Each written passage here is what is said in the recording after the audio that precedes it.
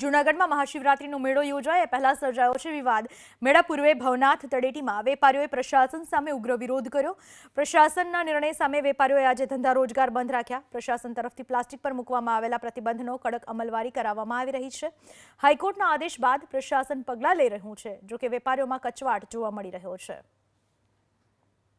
देखो अमे भवनाथना वेपारी छीए अने अमारी एक सरकारश्रीने अपील है कि प्लास्टिक बंधनु जे आ सरकारे ऐलान कर्युं छे ते बदल अमे बधा नाखुश छीए अने आटलू तात्कालिक आ जे प्लास्टिक बंधनु ऐलान कर्युं छे ते अगाऊ नोटिस आपेल नथी अने जे शिवरात्रि मेळामां आ 15 लाख लोको आवशे एना करता वधु पण आवशे अने ते बदल ते लोको जो के पડીકાથી लगाड़ी अने रमकड़ा छे, पડીકા, बंगड़ी छे, बधु वस्तु प्लास्टिकमां ज मळे छे।